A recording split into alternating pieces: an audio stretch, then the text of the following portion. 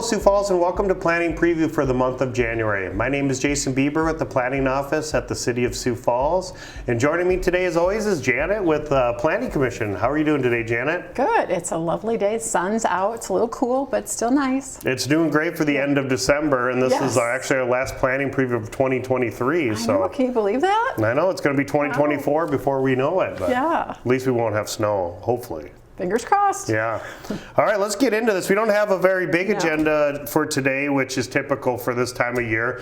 We actually maybe a little surprised, and I know we're doing a lot of building permits now because with the nice weather, people can start digging and doing that stuff yet. But yeah, let's get right into it. All right, our first item, we're rezoning. We're going from commercial over to the live-work district, and it's out southeast part of town, 57th Street and south, Ratliff? Is that Ratliff Avenue, yep. Okay. Yeah, so this will be just west of the new Veterans Parkway that starts coming there, and then south of 57th. Sure. So they're just, really it's some minor boundary line adjustments to do some of that retail that they have over there.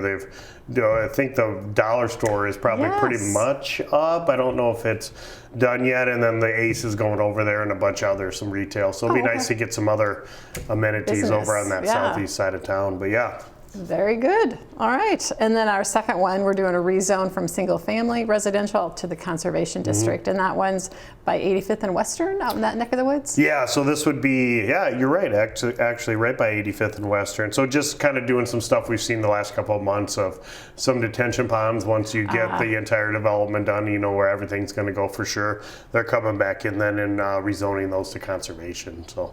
Makes sense. Got to have someplace for the water to go, right? That's right. And our third one, we're doing a conditional use permit for a car wash. And that's off of Marion Road, kind of by Jefferson High School, I think. Yeah, you're right on it, right next to Jefferson High School across the street. So they're looking to do a car wash there. That's going to kind of be pretty close to Marion Road. There are some twin homes that are to the west of that across the street. So they would hit that 250 feet, but should be a pretty good location on a major arterial and on a major collector as you come in there. So I would think so. And then all the high school students will have clean cars, right? If they can afford it, right? Well, that's true. And then our last one is just the initial development plan amendment for the Sanford Sports Complex. So what have they got going on? Yeah, so this is great. So this will be actually Lloyd Companies. So this is the property that's just south of Fleet Farm and then kind of north of where they're building the Sanford clinic that they're building out there. So they're looking to start do some apartments out there actually, which hopefully that'll get some, once we start getting those people in there in the rooftops, as we like to say, hopefully that'll drive some more of the retail out there and get the restaurants and hotels and the great shots. Sounds good. Yeah, that's it. A little short and sweet this month, but not a lot going on. But that's okay. We're ready for an easy one, right? Exactly. Yes. Well, thanks, Janet, for joining us. And stay tuned, Sioux Falls. After the break, we have Logan Penfield with our housing division to talk about some big things that happened in 2023 and also maybe some of the programs that you can take advantage of in 2024. So stay tuned.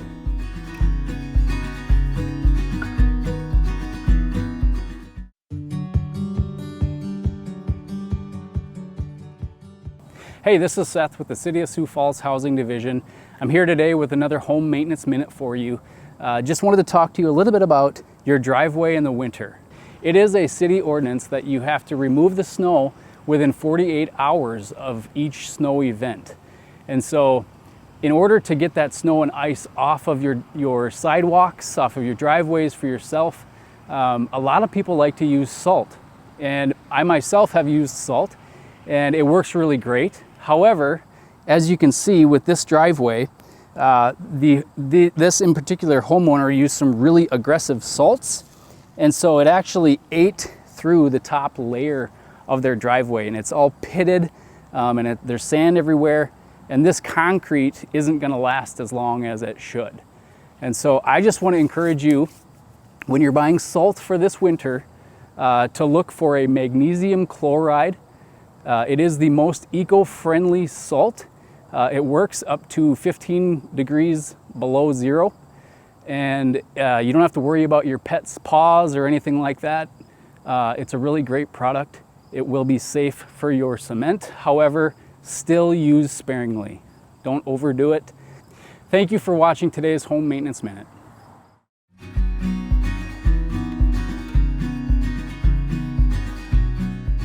Welcome back to Planning Preview for the month of January. Joining me now for our special segment is Logan Penfield, Housing Development Manager, right, for the City of Sioux Falls? Nailed it. This is your second time on, right? Didn't I have you on before? Third. This third time? Third time. That's because the ratings are going through the roof when we have you on. Something like that. We're excited to have you back. But this will be great because, like I said, I wanted to talk a little bit about the stuff that you had just presented to council back last month in November, was it? First Tuesday in December, we went to council informational on this. And you presented with Augustana, correct? Yep. And what was that all about, or on? So in 2021, we did a comprehensive housing needs study with the City of Sioux Falls, and that was Dr. Suzanne Smith with Augustana Research Institute conducted that study.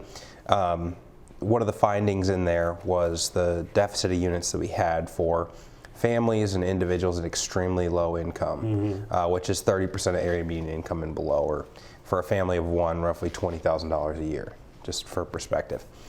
So inside those numbers, what we wanted to do is go and look at, well, what type of deficit do we have? Is the deficit for families of 4 or more? Or, do we need 1-bedroom units or 4-bedroom units? We didn't know. We just knew that there was a deficit for that income level. So we went and we had a smaller scope that we worked with Dr. Smith on, and she was able to come back with a updated assessment to that housing needs study, and that found a lot of clarity for us and the city, the county, the Accessible Housing Advisory Board, on what the challenge is, what the greatest need is, and now we can work on ways to try to address that moving forward. So as you went through that study, and like I said, you presented that to the City Council at the informational meeting, which is great that both of you guys can give them an idea of where we're at. I think most people know that there's a housing crisis, not only in Sioux Falls, but the entire United States, but it's great to know where the greatest need is and where then you can focus on trying to get more of those units. And then what did you guys find with that greatest need? How many? Was it singles? Was it families? Was it both? Was it everybody? So we found through 2028, so it was a 5-year study, projecting deficits moving forward.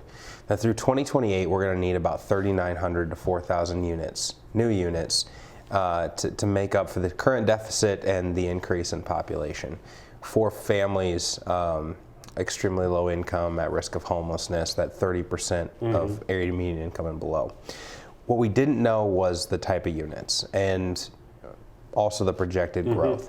We were able to find those answers, and it surprised us. We thought it was going to be 2- and 3-bedroom units that were the greatest need. Yeah. And while we need, I think it's about 175 2-bedroom units and a little over 200 3-bedroom units, what we really need is about 3,600 units that are studio or 1-bedrooms, which is really helpful for us to understand. We received resources, some one-time federal resources that's targeted at this challenge, this extremely low income challenge, as well as the City Council allocating $4 million during the last budget cycle in September to try to address this challenge as well. So we have some resources available to try to eat away at that deficit. We're always trying to be strategic about how we utilize those, but we really did get a surge of one-time dollars to try to spur some growth there in those units. So we'll have an opportunity after the first of the year to receive requests for proposal on how we can use those dollars and best leverage those dollars, and hopefully be able to really drive down, some of this need in the next year or two. So if let's just say I'm 30% AMI income, what does that translate to? What can I afford to pay for a studio or 1-bedroom? Like what do you need to get them down to? So for a family of an individual, it's equivalent to maximum a little over $500 a month. $500 in rent. If you're looking at a family of 4, you're looking at a little over $700 in rent, which when you're talking a 2 or 3-bedroom unit, that's really difficult to find one of those that price range, and it's even harder to build units and actually, make that work with construction costs rising and land prices rising. So it really does need, pretty strategic stacking of capital to make that work. So with your, you talked about 4,000 units or whatever with that 30% AMI, the studios and 1 bedrooms. Is that all over the city? Would you rather see them more concentrated in the core area next to bus routes and walkability and that kind of stuff? Or does it every corner of the city needs some of these units? There's no bad place to build affordable housing, yep. right? That's the answer that you'll get from most people. That said, having those community resources available to those families and individuals at that income level is a real benefit. It's something that's part of the scoring with tax credits when developers applying for tax credit apartment units. They're called low income housing tax credits. They're through Treasury. They're administered through the state of South Dakota as far as approving the projects themselves. But part of that scoring system is location. How near is it to public transportation? It's valuable if it's walking distance within a grocery store. Like, there's a lot of different things that help increase the benefit of living there. Now, obviously, the first thing is safe, sanitary, affordable housing, right? For the families, individuals at that income level. But then beyond that, it's just consistently stacking additional benefits to living in that building if there are those resources right there. So you had talked about, sounds like first of the year you're going to kind of sit down and maybe decide a way to start tackling this, I'm assuming.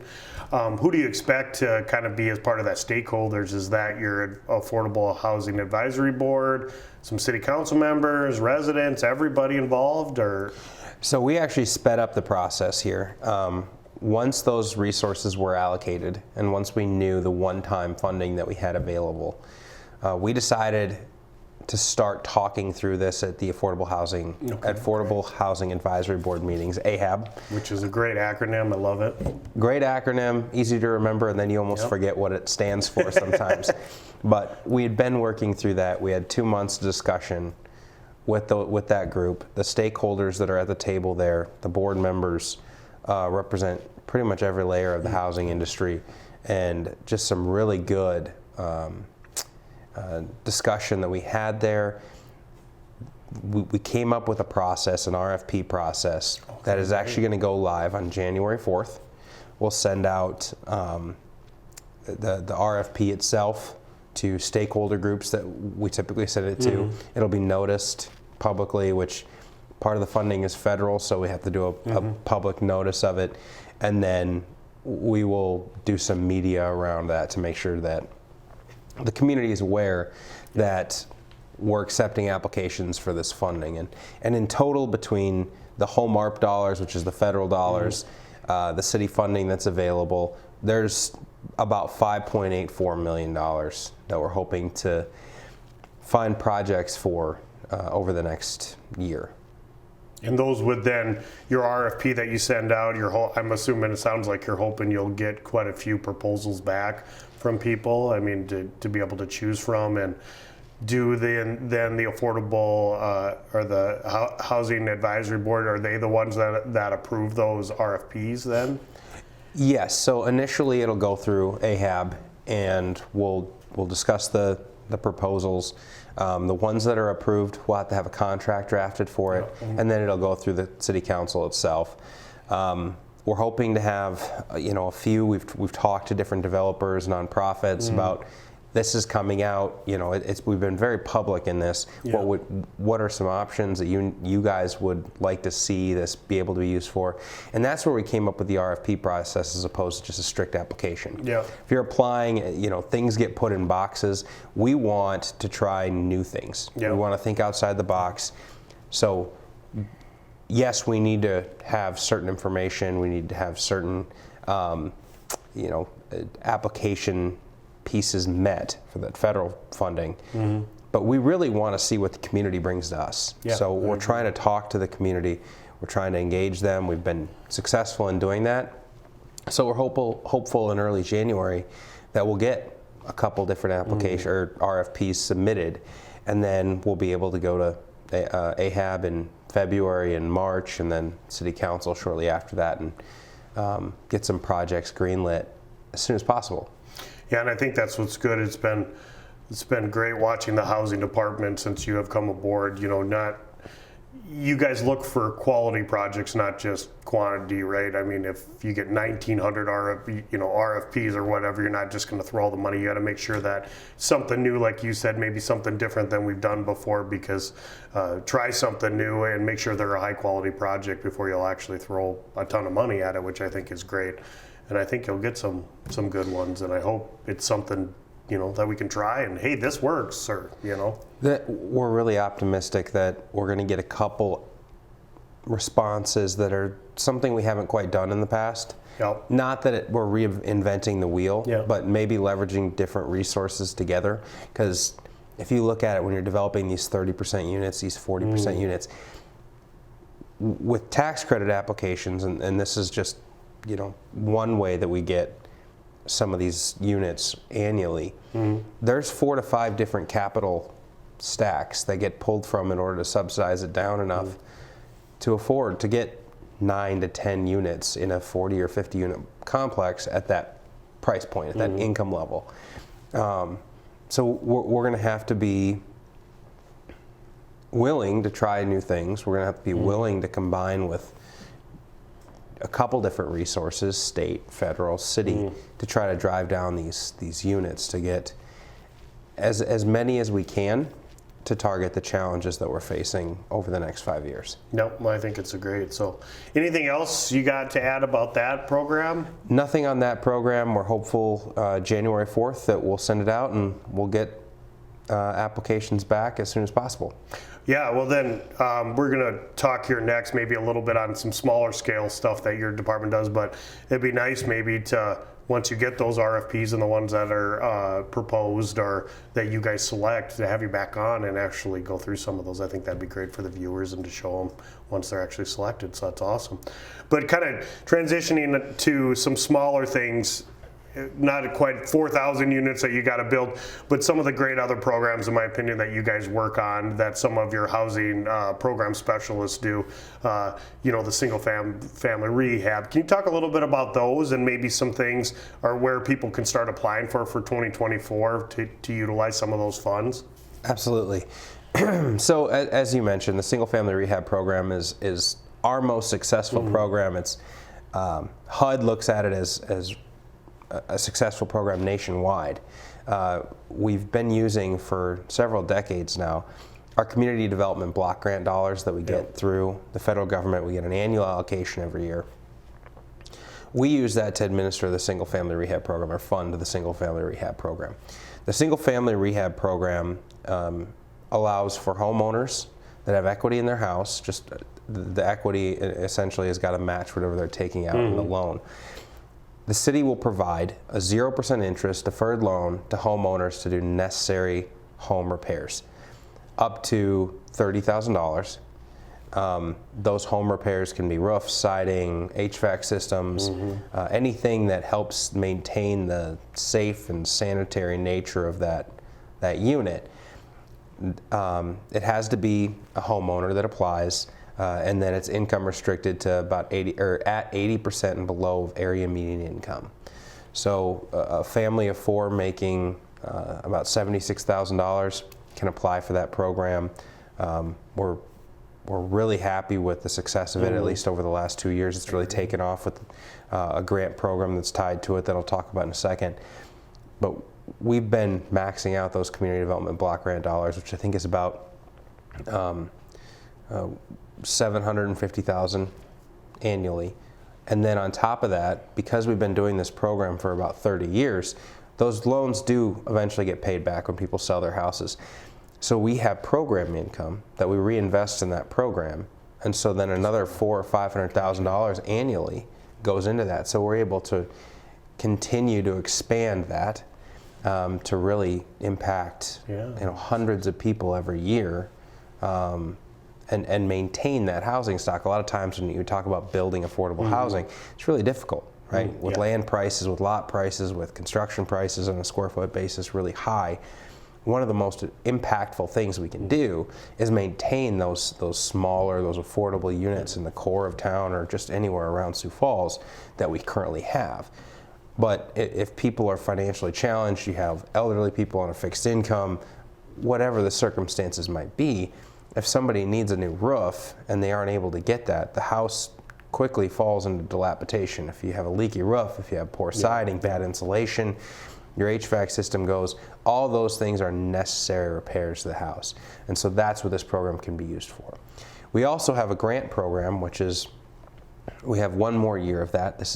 We've been doing it for a year and a half. It's one-time federal funds that we're using for this, and it's up to $5,000 for anything that qualifies for the single-family rehab program. You can get up to $5,000 in a grant for, but it's income restricted at 65% and below, which is about 15% lower than that loan program. But what we've really seen is people getting that grant to do some rehab on their house. $5,000 doesn't go that far. I mean, that's less than an HVAC system. But what they can also do, if they qualify for the grant, they also qualify for the loan. So we're able to really invest in some of these houses, and we've really had that grant has been used as a way to expand people's utilization of that loan program. So we're really happy with the amount of projects that we've done in the last 2 years, and we're really looking forward to the next, to 2024 to see what we're able to accomplish.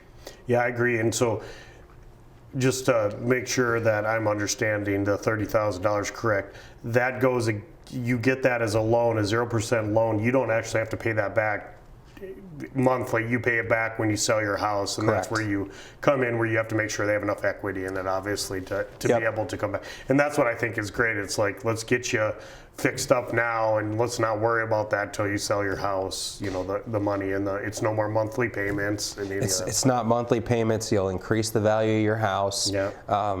It's 0% interest, so it's whatever you take out is what you're going to owe, and 5, 10, 15 years, however long you remain in that house. So it's really been a program that has been rock solid for a couple decades here in the city.